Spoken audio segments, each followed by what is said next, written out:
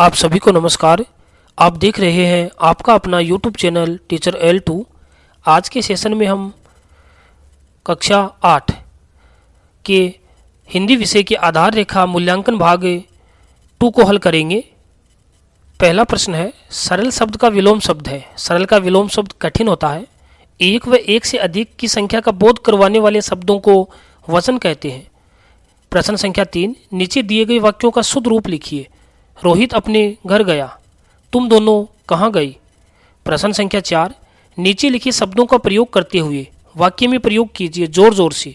वह जोर जोर से हंस रहा था। नदी, गंगा नदी गंगोत्री से निकलती है। अगला प्रश्न, कचरा पात्र के उपयोग के कोई दो लाभ लिखिए। साफ सफाई रहती है, कचरा यहाँ वहाँ नहीं बिखरता है। प्रश्न संख्या 6, नीचे लिखी चीज़ों की विशेषता बताने वाले शब्द जोड़कर लिखिए।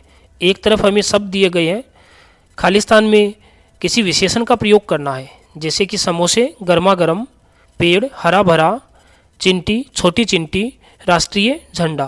प्रश्न संख्या 7, नीचे दिए गए चित्र को देखकर 6 से 8 वाक्य लिखिए। गाय का चित्र दिया गया है, गाय पे हमें वाक्यों का निर्माण करना है। यह एक गाय है, गाय घास चर रही है। यह गाय भूरे रंग की है।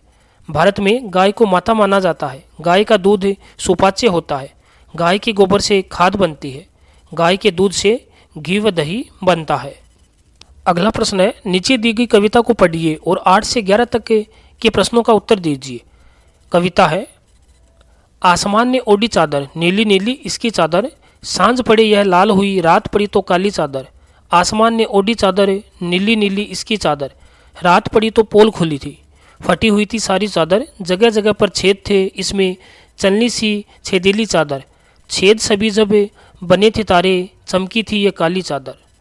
प्रश्न संख्या 8, कविता के अनुसार किस कारण से ये पता चला होगा कि आसमान की चादर फटी हुई थी। रात हुई तो पता चला कि आसमान की चादर फटी हुई थी। पोल खुलना मुहावरे का प्रयोग कविता में आया है। आप इस मुहावरे का अर्थ और वाक्य में प्रयोग लिखिए।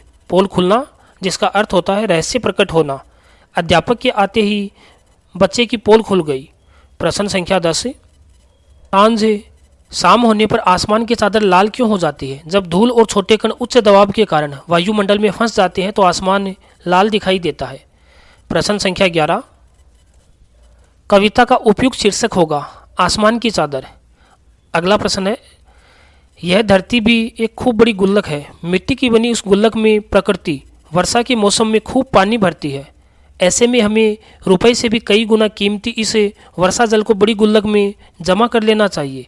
हमारे छोटे बड़े तालाब झील धरती की गुल्लक में पानी भरने का काम करते हैं। इसमें जमा पानी जमीन के नीचे जल के भंडार में छनकर मिलता है। वर्षा का मौसम बीत जाने पर इस गुल्लक में जमा जल रूपी धन हमें खूब काम देता है।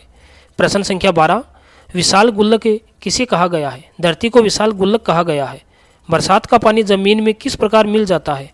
बरसात का पानी जमीन में नीचे जल के भंडार में छनकर मिलता है। बरसात के मौसम के बीत जाने पर हमें पानी कहाँ से प्राप्त होता है।